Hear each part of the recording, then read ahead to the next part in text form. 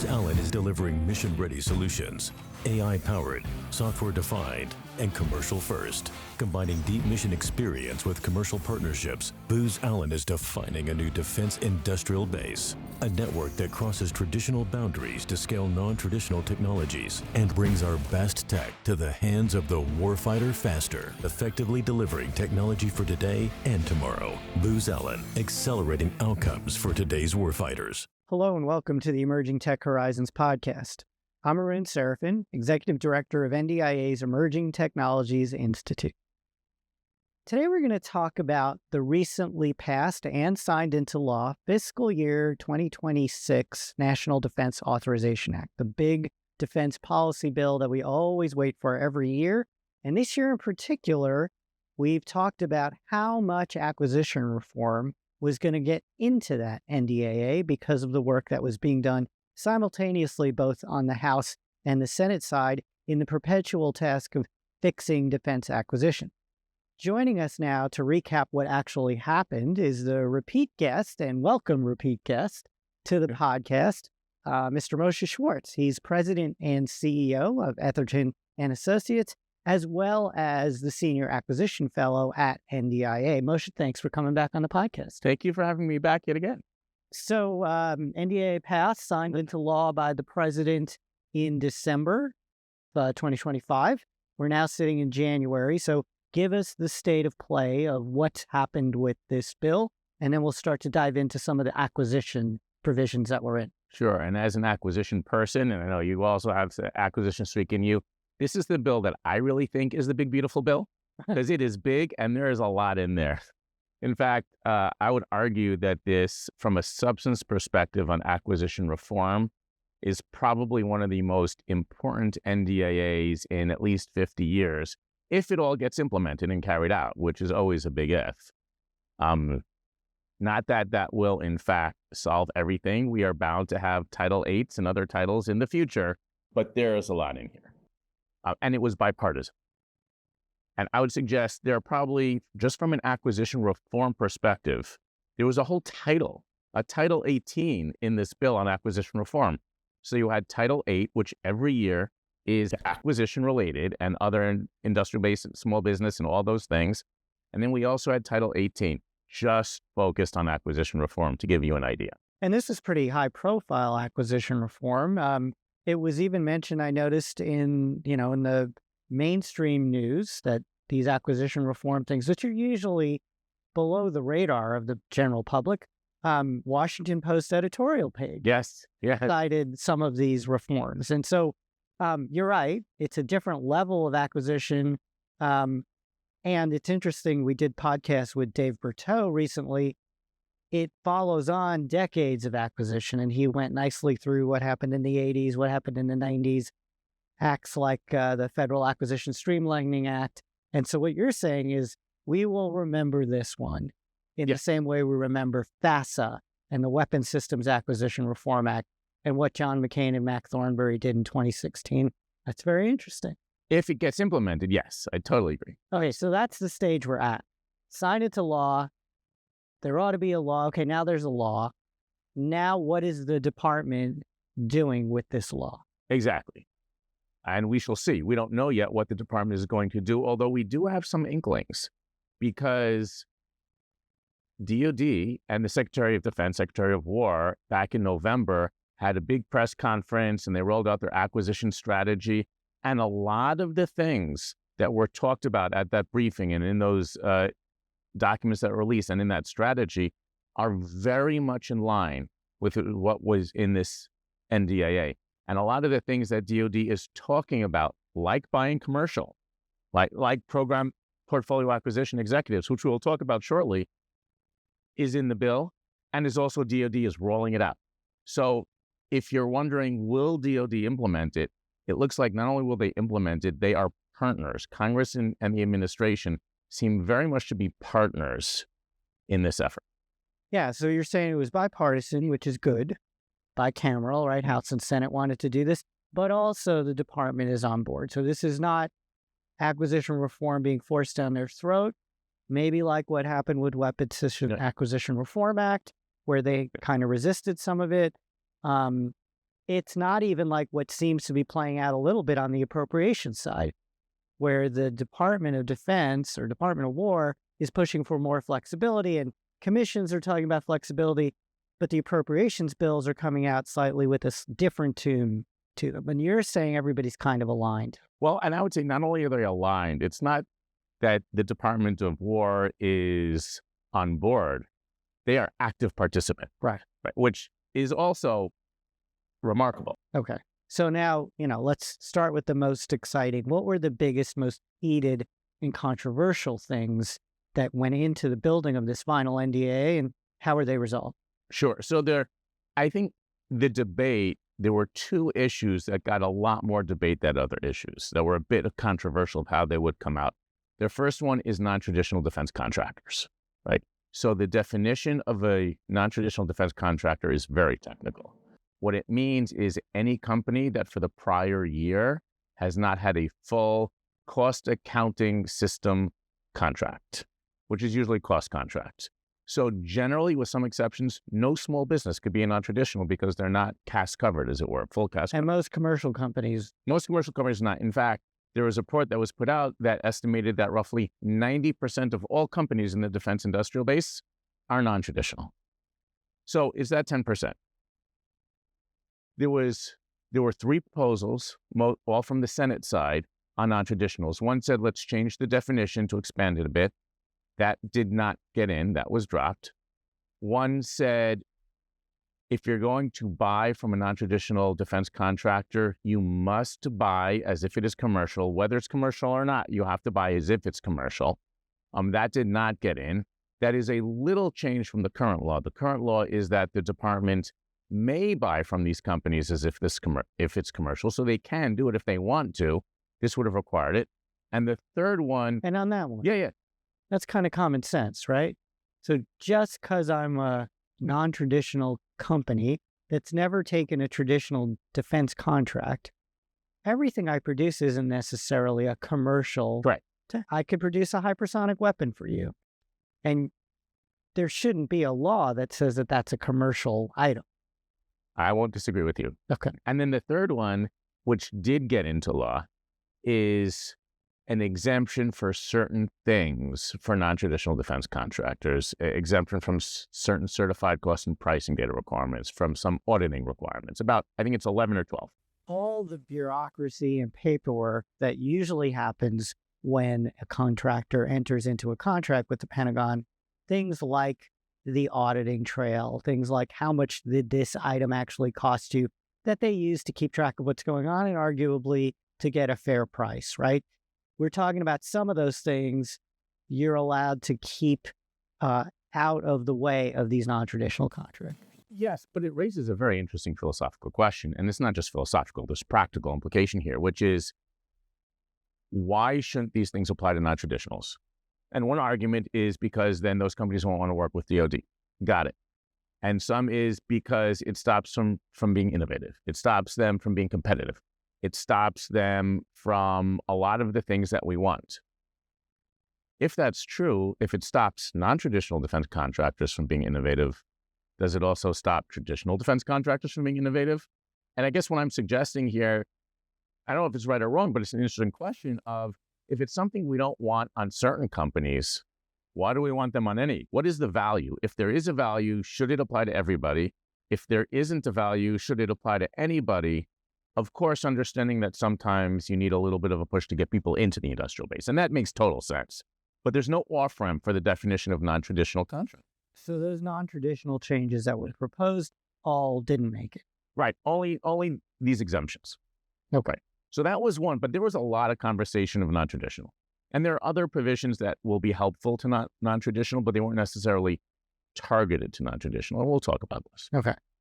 The second thing that had a lot of conversation was intellectual property. So there was a proposal that was often referred to as right to repair. Senator Warren was one of the big champions of this, that would have allowed DoD to pretty broadly, under a number of circumstances, take the intellectual property from companies, right? That did not get in. And other language did that said, Pentagon, take a look at your internal systems. Are you doing IP right? Are you tracking the IP? Where are your gaps? Figure out what your gaps are. But what was remarkable is ultimately in the joint explanatory statement, which is the statement of both the House and Senate when the final NDA comes out, they wrote pretty blatantly that they do not believe that the challenges with intellectual property are because of a lack of authority, but rather how DoD is running things internally. And that was a pretty bold, honestly accurate statement, but that was a pretty bold statement to say, which is true. So they didn't rewrite IP laws at much or at all, and kind of kicked it over to, I guess the way I think about it is the Pentagon's the customer, the industry is the vendor, go negotiate your IP rules, figure it out, even on a case-by-case basis if you need to. Generally, and departments figure out where your gaps are and go negotiate it, right? I mean, figure out what they are and go after it. Okay. 100%. So those were some of the two big conversations and topics. And the intellectual property, that may come back as a conversation again next year, but that has huge implications for non-traditional defense contractors, for small businesses, for anybody that wants to work with the department. Right. Okay. So beyond that, in the acquisition space, we started the year with a lot of talk about the Senate Forged Act, which actually came out the previous year and fought its way through the whole process and ended up in this conference negotiation, and the House Speed Act, which also had acquisition reform ideas and also ended up in this conference. And so now those merged together, a lot of discussion. What were the big themes that came out of this? Right.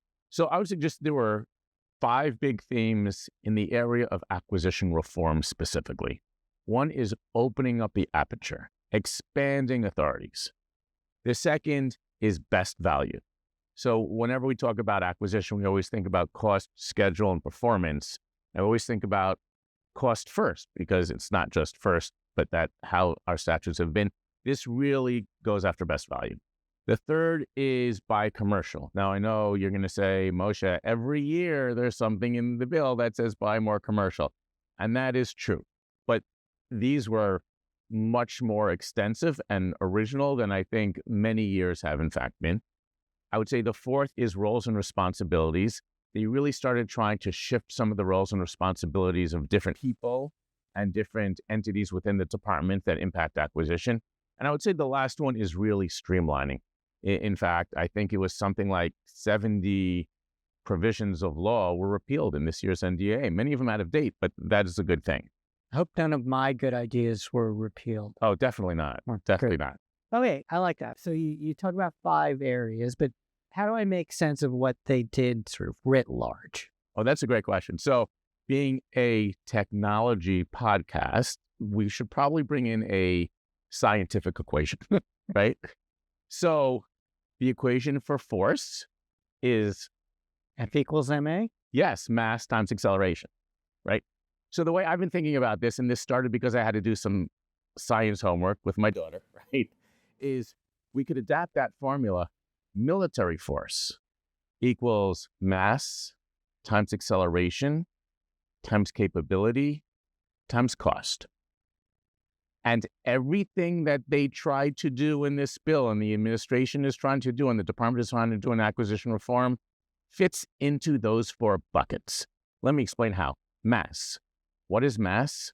Mass is quantity. Quantity has a quality all its own. That is your surge capacity.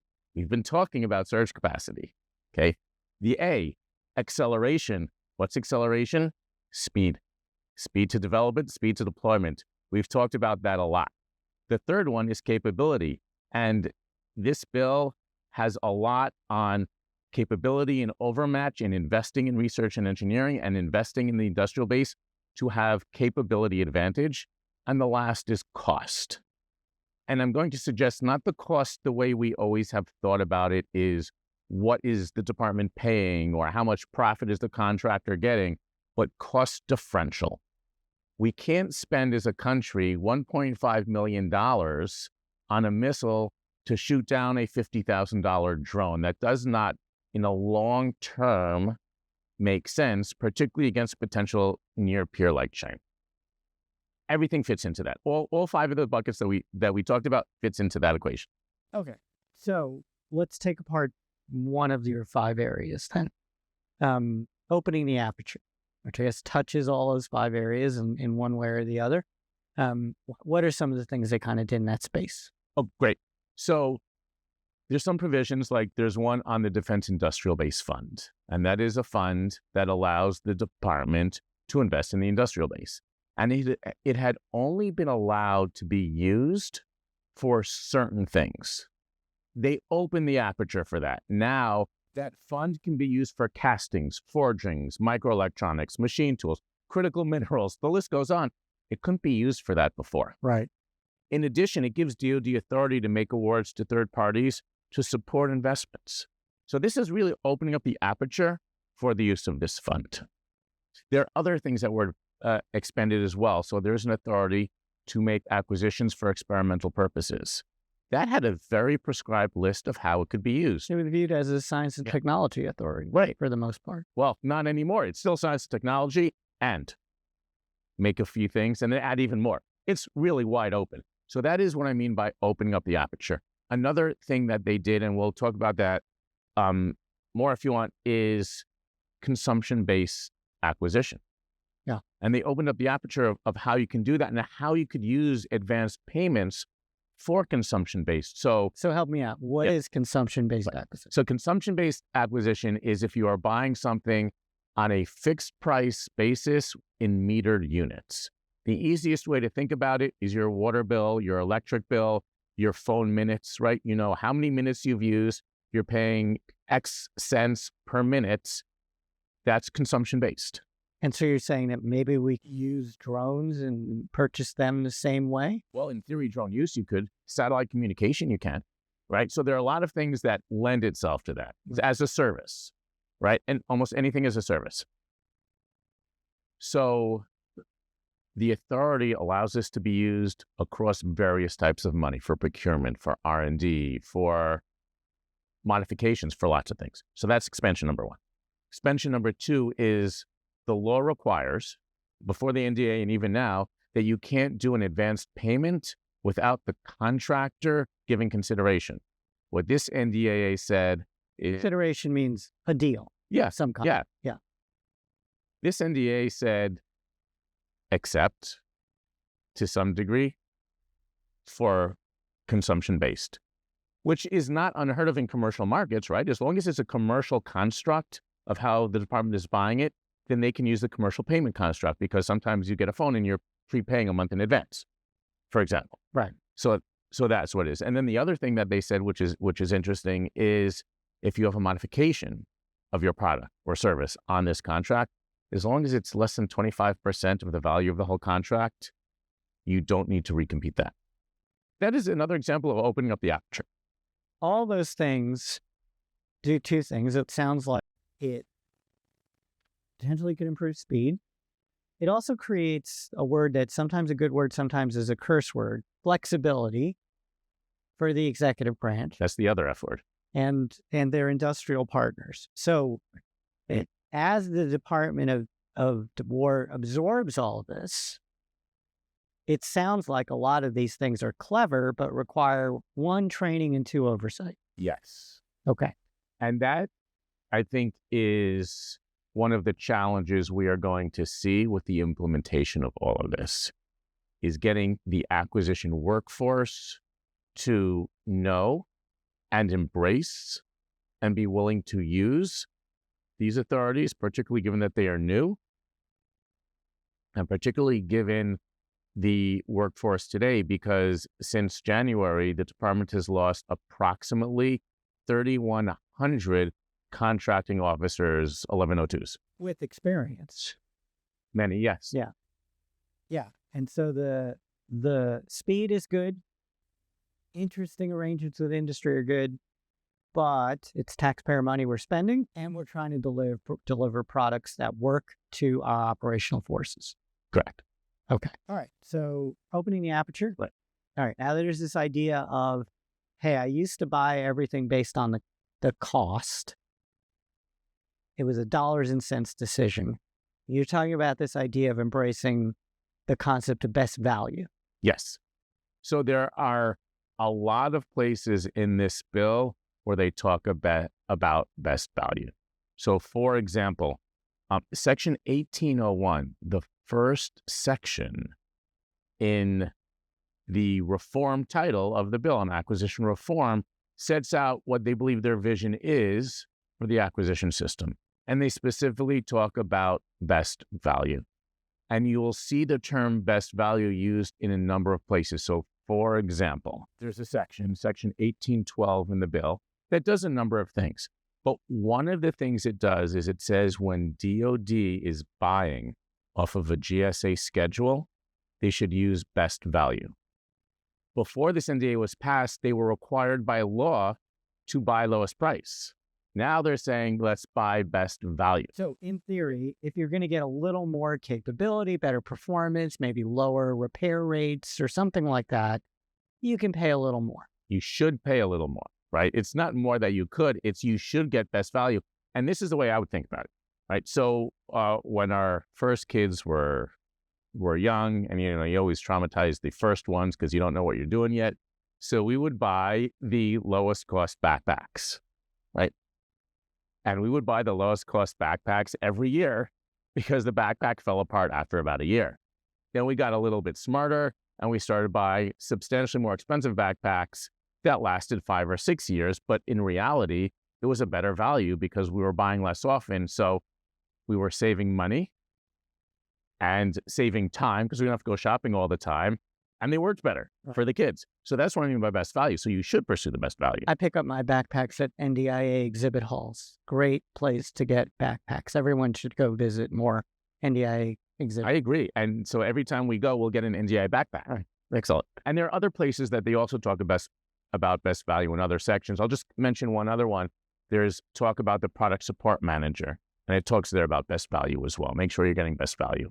And that's really important in acquisition because if you zoom out, what we have done historically is we have spent a lot of time and effort and focus on the acquisition part or the buying part of major weapon systems. But most major weapon systems, the buying part of it is 30% of the cost.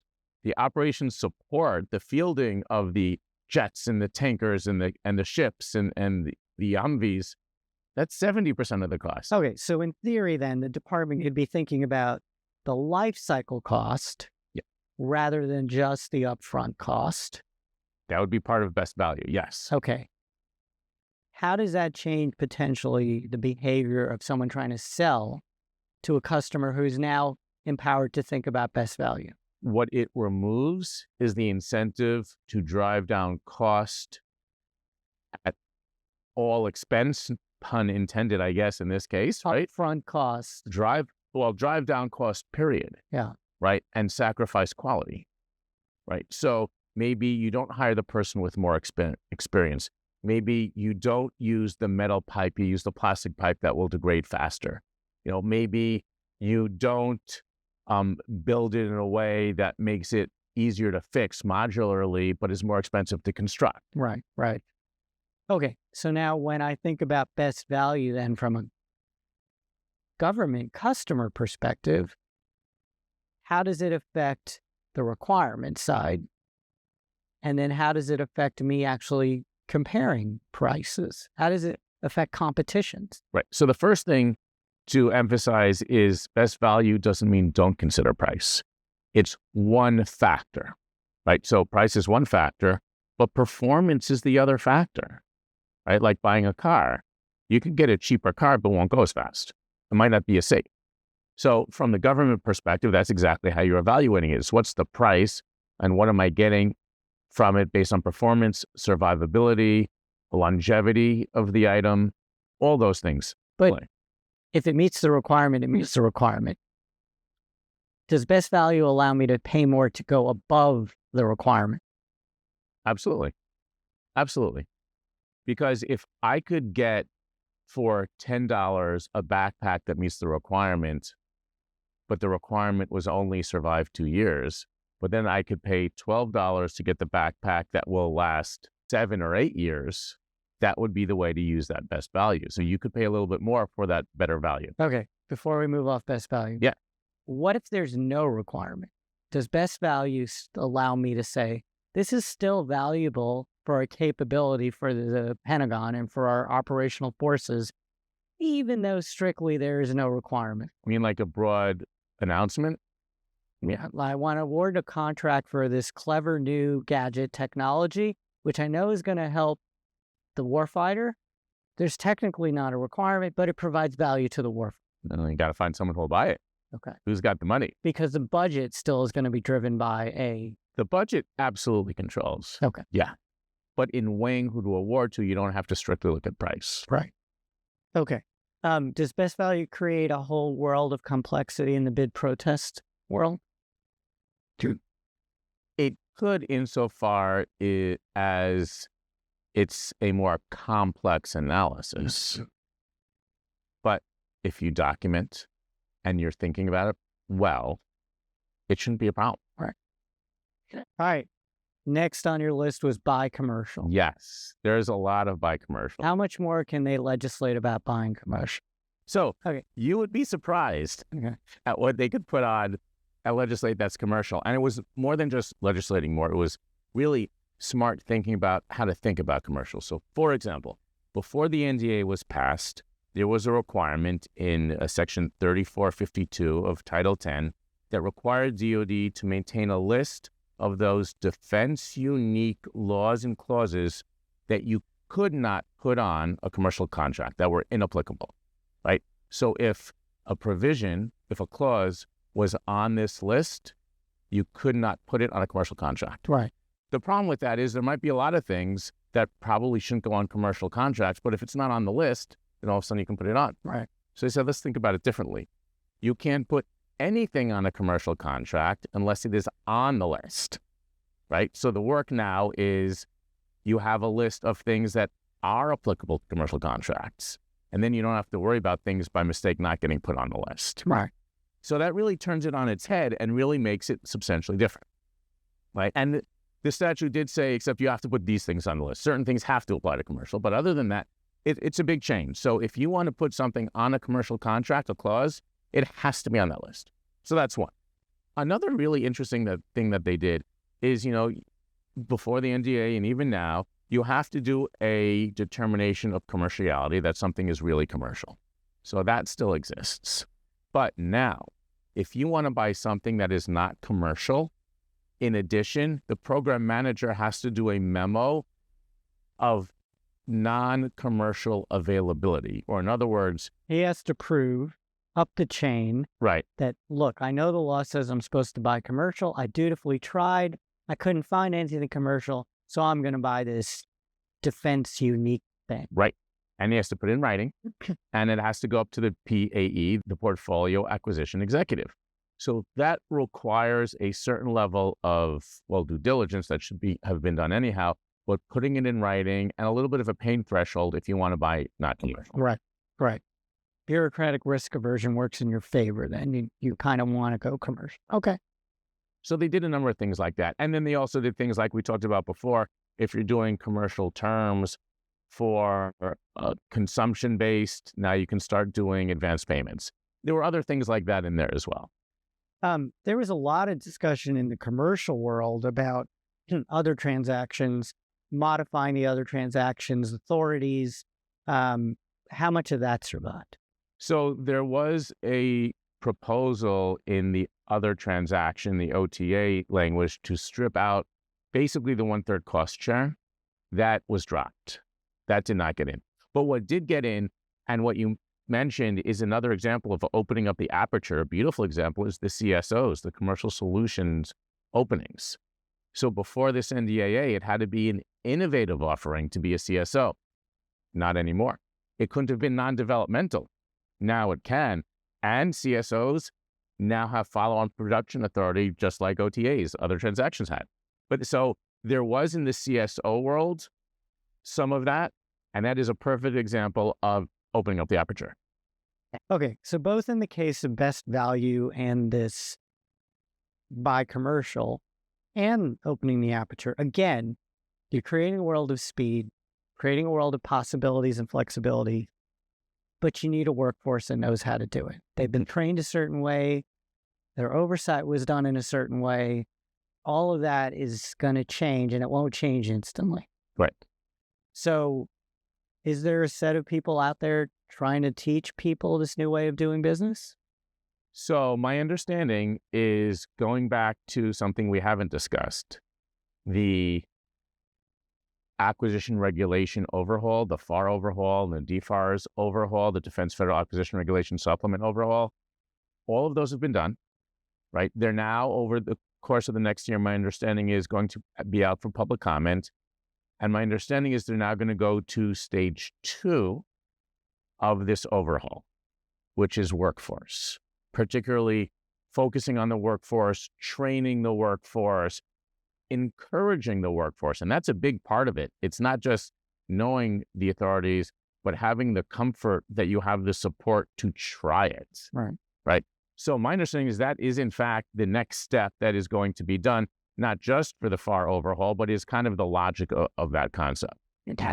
Okay, speaking of the workforce, yes, there is a lot of monkeying around with the traditional roles, titles, and responsibilities of various people up and down the food chain in acquisition. So what are some of the clever things they tried to do? So I'll give you 3, right? So one, which maybe we'll talk about if we do another podcast talking about technology and innovation, but they gave authority for experimentation in one provision to SOCOM specifically, and in another provision to all the COCOMs, slightly different authority. So what they're doing there is saying, you combatant commands, you have some authority to play around and do some experimentation for things that are unique to you.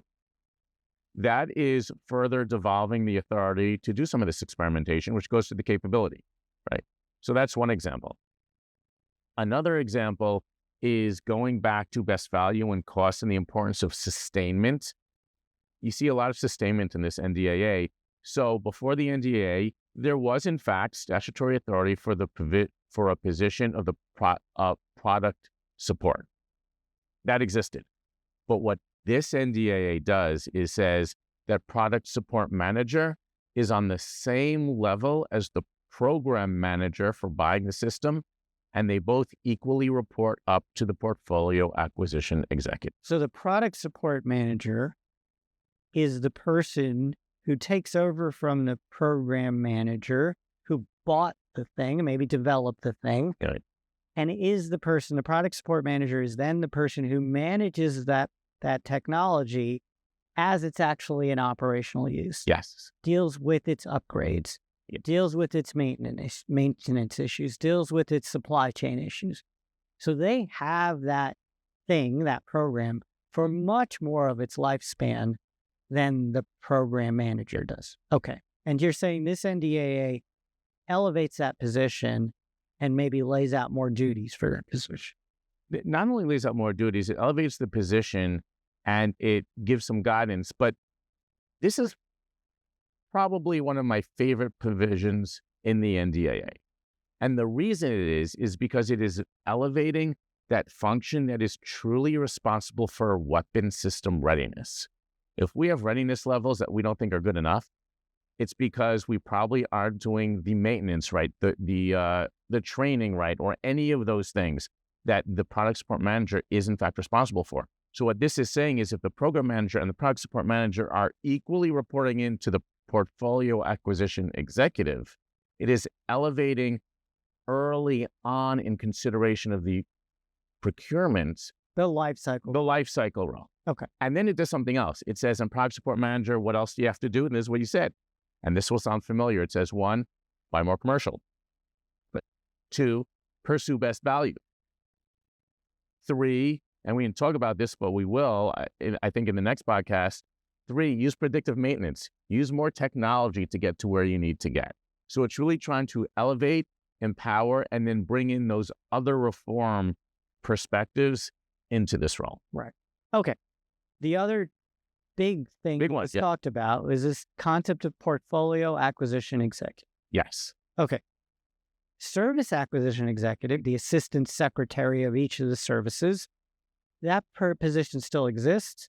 It's still a Senate confirmed position. Correct me if I'm wrong. They're still the advisor to their secretary on all things acquisition. So you are actually never wrong, and you are correct again. Okay. Yeah. Now, below that, we used to have people called program executive officers. Do they still exist? They're going by the wayside, and it will be PAEs. Okay. And what's the difference between a program executive officer and a portfolio acquisition executive? In practice or in theory? And that's a really important question, actually. I'll say both. Okay. So in theory, nothing, right? In practice, everything. Because if you look back to when the program executive officer, the PEO, was originally established, it was really supposed to be a PAE authority, right? It was supposed to be a streamlined program manager, PEO, service acquisition executive, with short reporting chain. Right. Over decades and over regulations and over NDAAs and over personalities, that role got to the point where they didn't really have the authority that they probably should have. Or to quote a PEO conversation I once had, he said, let me do my job. If you don't like it, fire me, but let me do my job. And they felt like they were constrained because they couldn't trade requirements. And I'm not talking about the KPP, key performance parameter level. I'm talking about at the lower level. They couldn't trade those. They couldn't move around money that they legally had the authority to do. They did not control their own workforce, like the cost estimators, the certain of the testers. They didn't control them. What this language does is it specifically says the support people, like contracting officers, like testers, all that, they report to the PAE. And it empowers the PAE and specifically says you shall have the authority for requirements and for some budgeting and all those types of things. Now, remind me why we split those things away from the PEOs and the acquisition chain. There was a reason to separate certain functions away from there. What was that reason? So there's a pendulum that goes back and forth. As you have a system, you try to tweak it sometimes. You want to try to get more performance. Maybe there's an abuse here or there. Maybe it goes too far, and then it swings back. And I don't think that's unhealthy. And that happens everywhere. I mean, you have that with the establishment of AT&L, Acquisition Technology and Logistics, which was only put together and then taken apart again. So now you have the Undersecretary for Research and Engineering and Acquisition and Sustainment. I will not be surprised if we see at some point some sort of... Because, I mean, as I understand it, there was value to having independence in that contracting workforce. But there's also value in having someone in charge. Okay. So now we've swung to a world where, hey, we're going to have these portfolio acquisition executives. They'll have more control over up and down the whole acquisition workforce that's dealing with their programs. They will have program managers reporting to them. They'll have product support managers reporting to them. Okay. The other idea behind this portfolio concept was always this ability to make trades where somehow you could buy the things that deliver the capability rather than just get locked into your individual programs and move money potentially or emphasis to a different part of whatever it is that gets you the capability, right? But the appropriations process is still going to run the same way. It will, but a lot of times there's technical legal authority to move around money that isn't exercised at that level because there's the below program thresholds, number one. Number two is there's some things that are in a certain line item, but the programs are smaller. Not every program is an F-35. So I remember being in a meeting with the program executive officer, and he had under him, I think, 10 programs or something like that. And so we were at the weekly meeting with the program managers, and there was one program that was ahead and needed $75 million to keep moving and not have to pause because they were ahead. There was another program that was behind, and so they had literally $75 million too much. It was the same pot of money. And of that 1 hour meeting, 45 minutes was discussed on how to deal with the program that had $75 million extra, the one that had $75 million not enough.